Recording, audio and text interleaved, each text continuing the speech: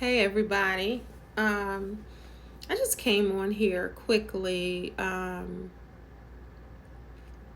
honor my grandmother who passed away yesterday at the age of 101. Hey, Sacred Butterflies. I just went live on Facebook with my cousin, my first cousin. Our moms are sisters, and my grandmother was their mother. So I went live on Facebook with her. And this is a way that, I'm going to honor my grandmother and just talking about my grandmother because I am her. I stand on her shoulders. And she passed away at the age of 101, right? So just imagine some of the things that she's seen in her life and some of the things. She was a social worker for a gazillion years. Her profession was helping people. Duh. Look where I get that from. My mother had it. I had it. That comes from her. And she was very social. She was very active in organizations and in the community. And duh, so am I. She used to. Now this is for the South Jersey people. Shout out South Jersey and the Philly people. This is a regional name, Lisa Thomas Laurie. And I remember in the 80s, I was going to school for journalism and even starting in high school. And my grandmother used to always say, you're going to be the next Lisa Thomas Laurie. You're going to be and I remember when I wrote my first book, she would carry the book around with her. So I was just thinking about different stories. I'm going to share a funny story with you.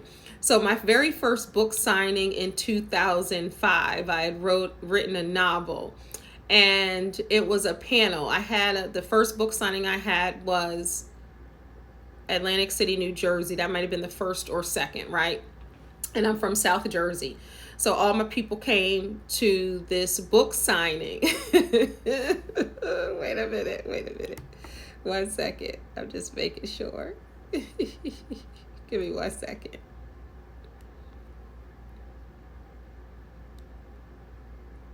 Give me 1 second. I just want to tag a few people who were there to relate.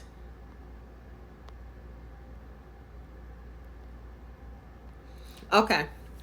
So I had my first book signing, right? And at my book signing, there were 3 authors, including me, Kendall Anise. So is it really? Thank you. So at the book signing, and you know how you have the sit down, you have the 3 authors, myself included, and then you have the audience. So then they ask the authors questions, right?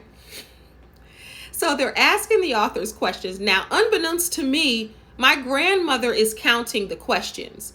So I was lagging behind, I guess, with one. Let's say I had someone ask me 5 questions, and then the other authors had someone ask them 6 questions.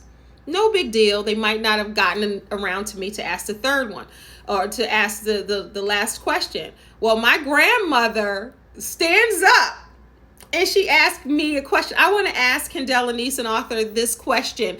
And then after it was over, she was like, they're not going to have more questions than you. I'm going to ask a question too, so you can have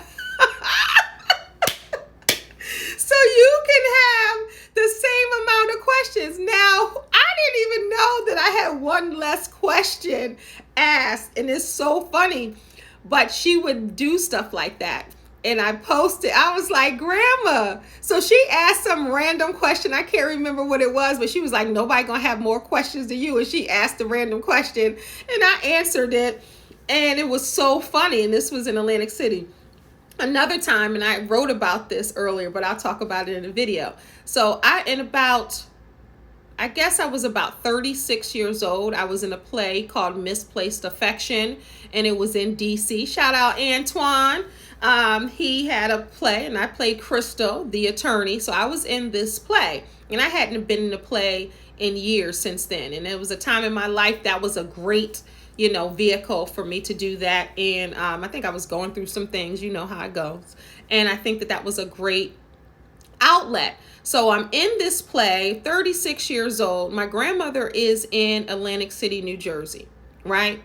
So she charters 2 buses from her church to come to Atlantic City, New Jersey, from Atlantic City, New Jersey to DC, where my play was, right? So she got all her little church friends to buy tickets. They chartered these buses and they coming down to see Etta Francisco's granddaughter in this play, right? So they all, getting all dressed and they come to the play. And the playwright was like, thank God for your grandmother. My grandmother alone packed the entire theater. You heard me? She packed the entire theater with all her church friends from Atlantic City, New Jersey to see her granddaughter in this play. Place is packed. Thank you, Grandma. But that's not the kicker. So my grandmother, for some reason, you know how some people don't sit in the front row. Like some people go from the second row back because you can see the stages right there. But not my grandmother. My grandmother sat in the first row. I'm on the stage performing in the play and I hear, Kendall, Kendall, Kendall. My grandmother is whispering my name while I'm on stage in the middle of the play. Not a rehearsal, not nobody in the audience. The audience was packed and my grandmother is sitting in the chair like this. I kid you not. Sitting in the chair like this. Kendall, Kendall. And I looked down, I was like, and she's telling me, giving me some instruction, telling me something, and I can't really hear her. But she sat in the front row by herself. She's the only one in the front row. That's what I'm talking about, Grandma. She supported your girl. Then I felt bad because on the way to Atlantic City, one of the charter buses broke down, and they were on the side of the road after the play.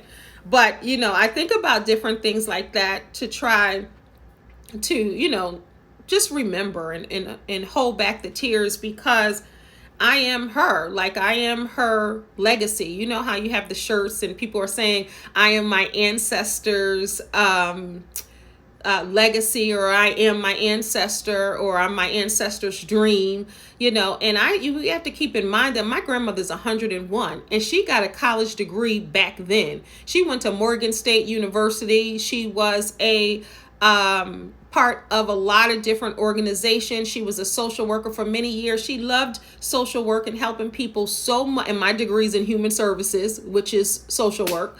And she loved helping people so much that she lied about her age so she can continue to work. So say if they say you got to retire at 66, she like, I ain't 66, I'm 65, so it always was a joke. Like, was she really 101 or was she really 102? We couldn't figure it out because she wanted to work one extra year. But everybody in New Jersey loved my grandmother. They loved Etta Francisco. They knew her, and she was 101, but she never drove a car.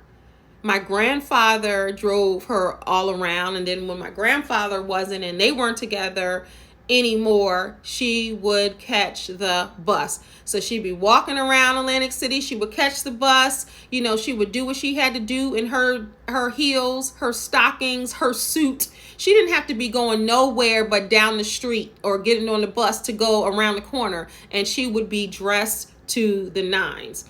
She would be wearing her outfit. Okay. And getting on the bus, or because back then going to the bank was an event. Like you would go, I'm going to the bank, I'm going to handle my business. Older people say I'm going to do my errands, and people knew my grandmother. You would hear them saying, hi, Miss Francisco, hi, Miss Francisco, hi, Miss Francisco, and everywhere. So I think about that, and it's beautiful. I'm posting on Facebook where a lot of my family is active, and a lot of my friends that I grew up with are on Facebook. So people are inboxing me like, I took care of your grandmother in the nursing home. When I first graduated from nursing school, I loved her. She was a joy. Or I was the activities coordinator here, and, she loved to be social. She loved to be active. Or your grandmother helped me. People are really doing that. And I'm just like, wow. but your great grandmother lived longer. Yep, and her mother. I don't know if you realize that. So my grandmother lived into her hundreds. My great grandmother lived into her hundreds, and my great great grandmother lived. So grandma, nana, and bama. That's my legacy, and they've all lived over 100 years old. So when I think about me, there's no reinvention of the wheel. I am, my grandmother's legacy. I am, and time to time people say you look like her or you remind me of her. Very social, very social. I remember my last wedding, not this one. Keep it real. Both of my grandma's mothers were there. So my mother's mother is grandma, and my father's mother is nana. So I had nana and grandma at the wedding.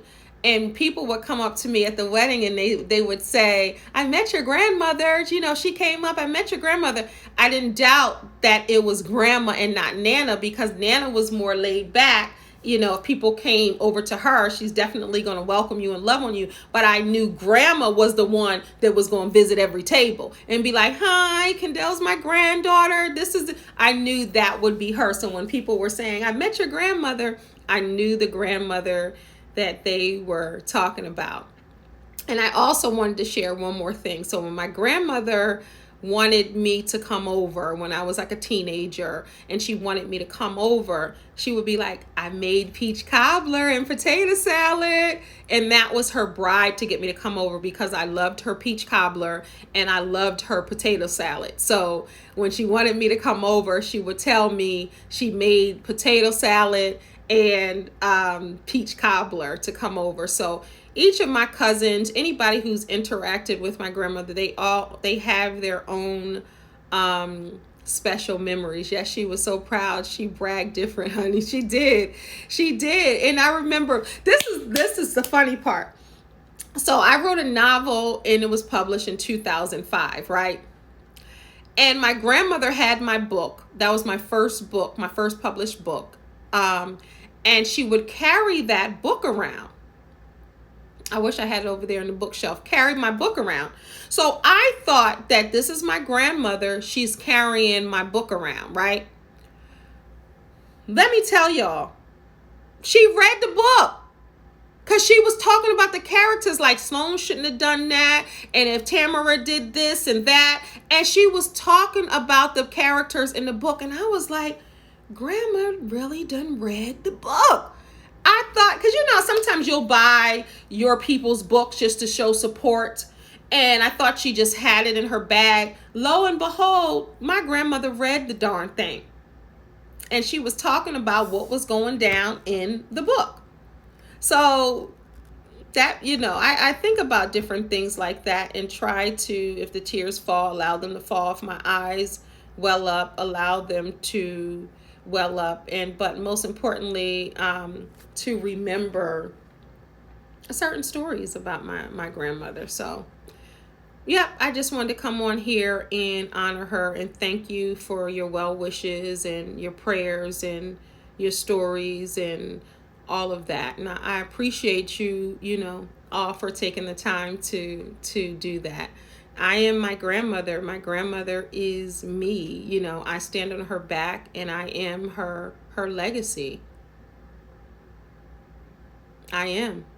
And she knows I've been doing this journalism thing for years. And she was one of the people that would speak life into me even when I was in high school doing this. So shout out to Etta Nelson Francisco.